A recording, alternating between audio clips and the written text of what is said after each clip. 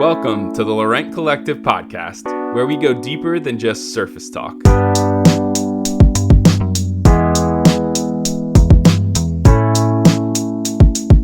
Each week, we'll explore everything from family, business, creativity, culture, and faith. To make sure not to miss an episode, be sure to subscribe and hop on to Instagram at Laurent Collective to chat with us about this episode.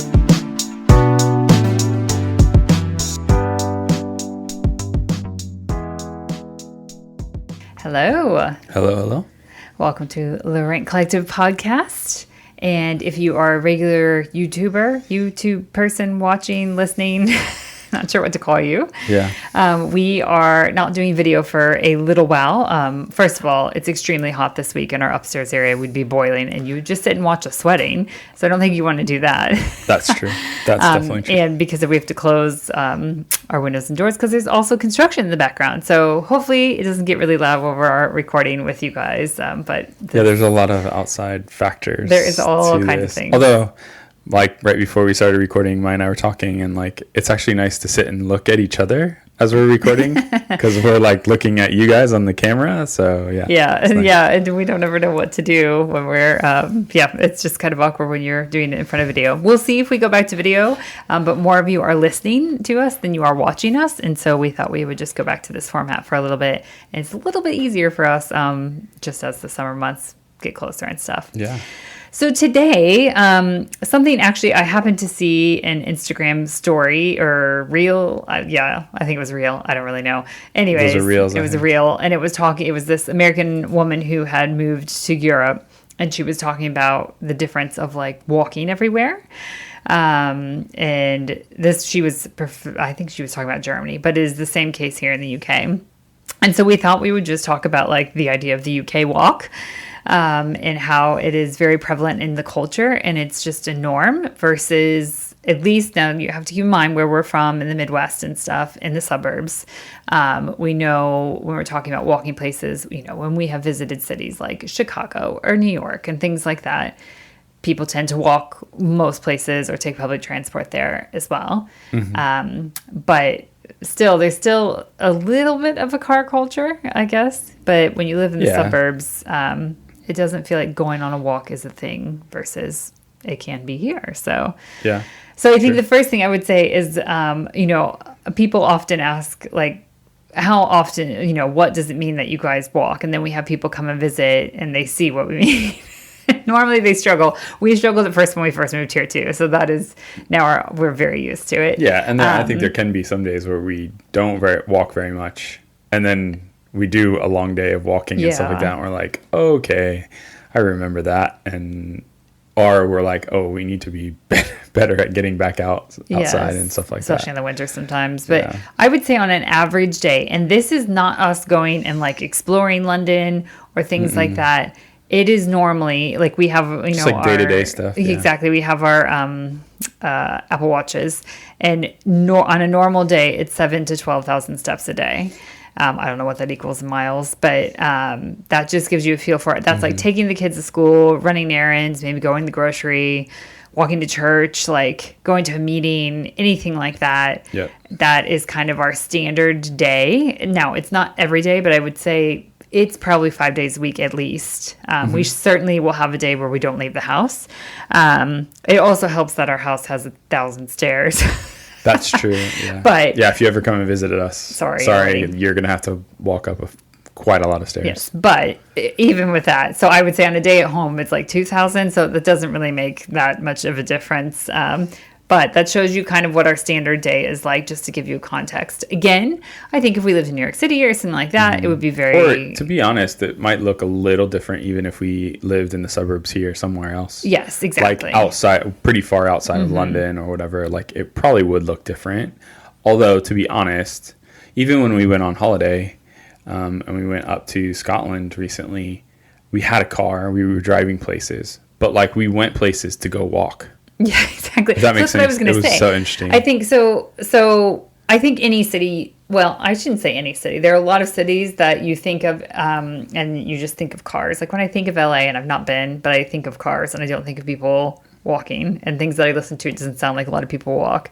That is not to say that in London we don't have traffic jams, that people don't drive their kids to school or things like that, because 100% our favorite thing is when our friends are driving their kids to school because it's raining or something. And then we pass them walking and they're sitting in traffic and we get to school before them. That's like one of my favorite things that happens. But it might be a little wet, but we might be a little wet, but we've gotten there before they have. So yes, there is our city part, but I think the thing that we were going to talk about wider is the idea of like the walk in general. And so sometimes I've seen on adverts and stuff, it says like the Great British Walk. And so we may have talked about this with holidays before, but when there's big meals that you would have, so Christmas, Easter, like I know, so for some of our Muslim friends, for Eid and things like that, like you have big meals and then you go on a walk. You walk it off is what I've often heard people say. Whereas if you think about Thanksgiving in the States, you like eat all day long. And generally, what do you do after you eat? You sit in front of the TV and watch football.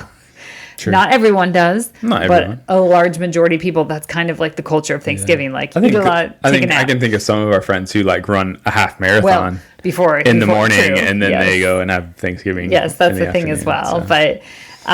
So. But that's kind of like what you do. So even if you live in the suburbs, and I should say walking here is so much easier.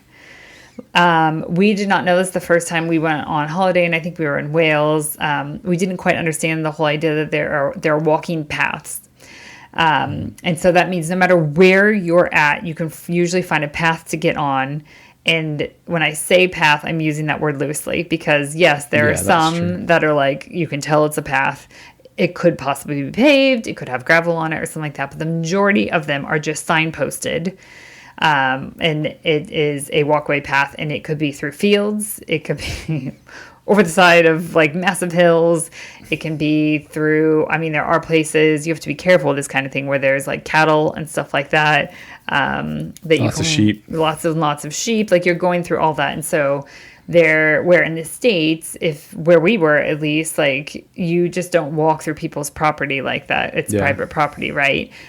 Or you try and walk on the edge that's more public. Like where we lived, you couldn't even walk to the school that our kids went to, and it was like 3 blocks away because there was no actual sidewalks. Mm-hmm.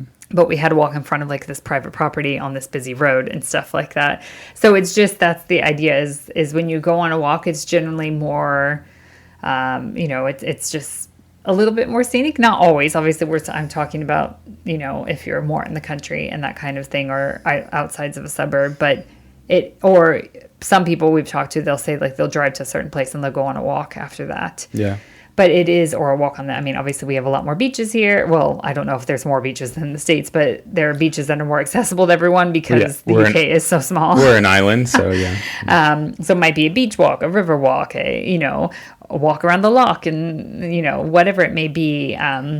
So it's just, it's different. It's just part of the culture. Like people, and I would say this ranges for all ages too. Like when we've been on walks and stuff like that, and I hate to, it may just be the area we lived in. I didn't often see people of the older generation out walking that much. Sometimes you do, but they would go walk in a mall or something like that. Yeah, sure. Where here, I see them out in their like wellies and stuff like that. And you're walking your dog without a leash often too, and that kind of thing. And so it's just so part of the culture. It's something we like. I feel like too, like I know it's like there's the idea of the UK walk and all that kind of stuff, but even like going to some of the other European countries that we've gone to, like it seems like it's a natural thing as well, which has been interesting to see like, a lot of people, do one in the morning and then they do one in the evening, that kind of thing, that there's just this routine of taking walks.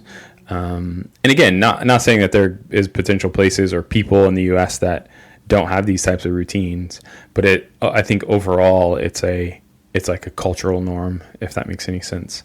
It's more accessible to. It's more accessible, I think too. I think a big thing too here is because it's more of a, like riding the train is such a normal thing, and so obviously when you ride the train somewhere, more than likely you're not going to have a car waiting for you, and especially if you're like going to visit someplace or whatever. And so if you take the train, you're more than likely going to try to walk. You're going to have to walk somewhere to find out where you're going to stay or whatever. and then you walk to get to other places once you get to that place. So, so I just think about even that kind of stuff. Like for us, this previous trip to Scotland was the first time we actually got a car, and it really was Wales. We did it in Wales I guess too, for Wales as well. But the only reason why we did that is because the place we were staying was pretty far off the beaten path, and we knew to walk to go to hikes and stuff like that. But even being in that place, like we watched one of the neighbors leave to go walk. I think she went to walk to go to the little shop that was in town and stuff like that. So even you see people walking to go to do things like that. Whereas, again, I don't think, frankly, and a lot of the times in the States and stuff like that, there's not a safe place to walk. And so we've gotten so accustomed to walking places that when we're back in the States, our kids, we all struggle. We all struggle with the fact that we're not walking that much and we're not moving as much because it's hard in the places we're staying. But then we also struggle with the fact that, like, in general, in the suburbs and things like that, things are just made so big and they're not always set up for walking. And so we would laugh at people. We did this when we lived in the States, so there's no judgment whatsoever. But it's funny to us now. This is, again, when you start living in different culture, you notice these things where if you can picture a big strip mall, and I'm talking the ones that have, like, I don't know, it could be a huge Target, and then next to it is another huge, I don't know, like Hobby Lobby, or I'm just naming places, like those big pet places, big places, and then Best Buys, and then in between is all these other little stores and stuff like that. I feel like there's always like a Five Guys or something weird like that. If you can picture that, I before would end up at like one, and I would get in my car to drive to the other. And now, like if we're back in the States and we're with the kids and we're like going to something like that, they think it's absolutely crazy that people would get in the car to drive to the other side of the strip mall, because why would you not just walk? Yeah. Or they think it's funny. When we were back in the States most recently, last summer, we were just meeting different friends and stuff. I think we ended up at a Panera, and you could see we were going to some restaurant that was across the street, and you could see it in our distance, but there was like a 4-lane. It's not a highway, but it's like the really busy road. It's probably like a 6-lane. Actually, I think it is 6 lanes, and there's no place to cross. There's no pedestrian crossing. Like here, there would be a pedestrian crossing, or something would go underneath the road or above the road for you to cross and continue to walk. And you can't cross as a pedestrian. There's nothing set up for that. It'd be so dangerous to do. And so the kids were like, we're seriously getting in our car to go to that. And it's just this funny thing that they can't quite understand, but it's just part of, the culture. Again, for them, it's, for our kids, like even just like, walking to school, like that's what you do, like no bus comes and picks them up. And although there are kids that get a bus or a train and go to school, but there's always an aspect of walking to get to school. Exactly. They might get on, walk to the train or walk to the bus stop. And so, it's just, I think, just living in a different place, those are the things that, I feel like some of our, you guys that listen, like just enjoy like hearing some of these little differences and things like that. And it's just a difference. And, I imagine if we move somewhere else that it probably has a vastly different thing to walking or whatever, but that's just the thing here. But I do generally, and again, we're generalizing here, and I do generally think it's a European thing, though, because like even like you hear those things about the what are they called? Is it the blue zones or something, where people live the longest and everything? In some of those zones, of course, it's like what they eat and the culture of like they're very like inviting and care for one another and stuff. But then we watched a video. I can't remember. We watched something. What was that? It was like a little Italian town, I think. Yeah, it was that older gentleman. How he took a walk in the morning. He took a walk in the morning and a walk in the evening, and he would stop and have a glass of wine and chat with friends on the way. And he was going up and down these, like if you can picture like an Italian village that has lots of stairs and going up and down pathways and stuff like that.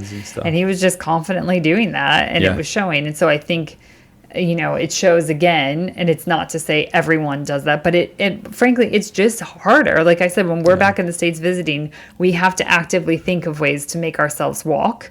Again, we are in the suburbs visiting and stuff like that. And yes, there's things like in our area, there's this huge trail stuff, but you have to, if you don't live near it, you have to drive to get to it.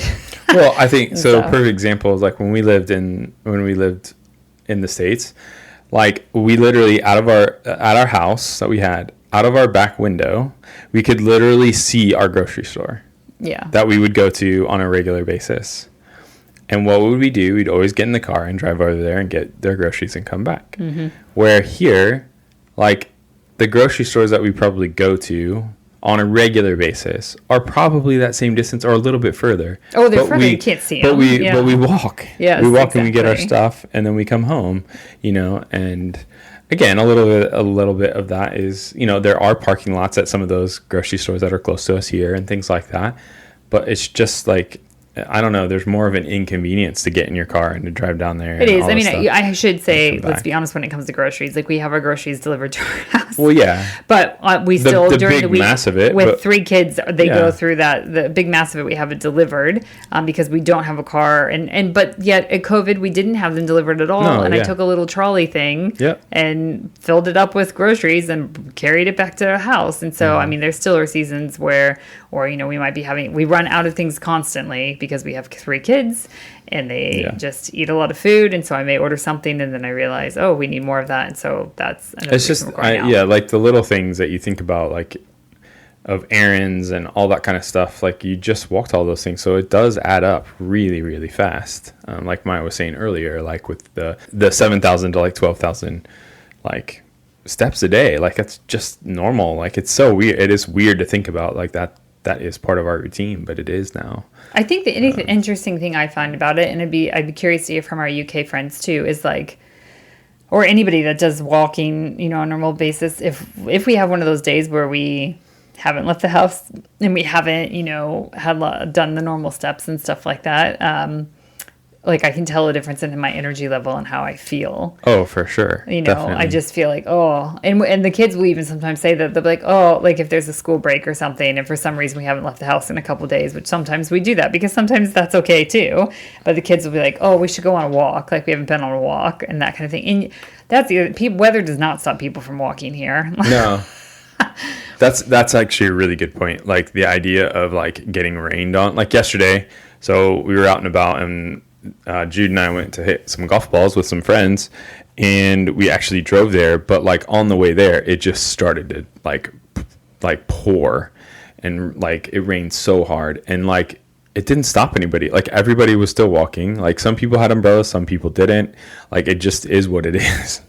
I think it's just like a normal thing. Like you just kind of continue on your way. It doesn't mean people don't complain. Well, yeah. When it's that weather and you get soaked, or you pass people and you're like, you'll shake heads at each other, or this is miserable, or those kinds of things. But it's not stopping Especially when people. It does that in the winter. Yeah, well, gosh, when it does in the winter and then it's also windy, it can be quite miserable. But you have to get someplace. You may have to just even walk to the bus stop. And so it's, you just have to do it and get there, and you learn what to carry or what to wear and that kind of thing. Yeah. And you feel, when I forget an umbrella or don't have a rain jacket or something, I feel like, this isn't new to me. We've lived in London for 7 years. How come I'm forgetting that this happens? Yeah. There's pop-up showers when there's no rain on the forecast and that kind of thing. But again, that also doesn't stop people that are doing those more country walks. Like, again, you have wellies, you go walk through the mud. Like, that's just what people do. If the weather's cold, like, we reference Christmas and like the Christmas walk and stuff like that, you bundle up, you go on a walk. That's what people do. And it's just something we really like about the culture here. And and again, it's not to say that it's something we've embraced. It took all of us, including our kids, a while to get used to when we moved here. I mean, I literally have pictures of our children melting on the pavement / sidewalk because they, said things like, I can't walk anymore, and would just melt to the ground and that kind of thing, because we were really trying to stretch them and get them used to walking a lot. It still happens occasionally. For sure, where, they're like, I can't do anymore. I mean, if we had somebody visit here and we took them around the city of London and things like that, like on that normal day, it's probably like we would walk about 10 miles. Yeah, I mean, we can get up to 20,000 steps on some of those days. And then we have learned, if you're thinking about visiting, come see us, we have learned to pace it out. Because if you're not used to walking that much, that can be really hard. So we have learned to be like, okay, let's go to this general area and explore. Yeah. So if you come visit all us, over London, we'll make be sure kind you have to you. good shoes to walk. Yes, good shoes are key. But we don't want to scare people away from visiting. No. So that is just a fun little, again, like difference of UK and US is kind of the Great British Walk and the idea of the UK walk. We'd love to hear from you guys, though, especially those of you living both places. But in the US, we'd love to hear how you fit walking into your day? Like, is that something you actually make a priority for, and how do you do it?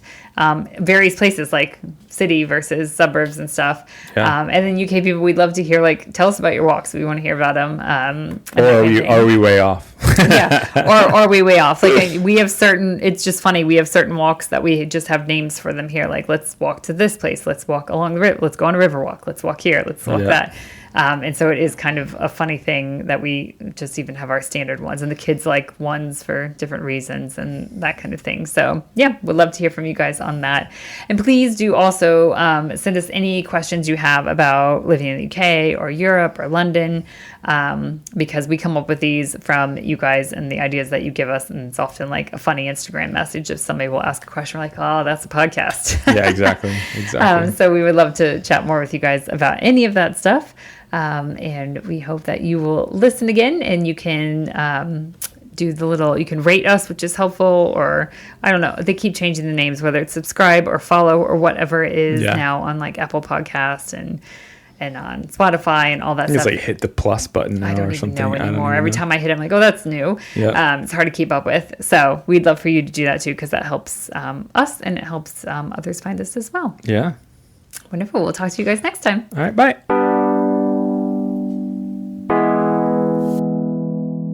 Thanks for joining us on today's episode of the Laurent Collective podcast. If you enjoyed today's podcast, be sure to subscribe and leave a review, which helps others find our podcast. Continue the conversation with us over on Instagram at Laurent Collective. We look forward to going deeper than just surface talk with you again next week.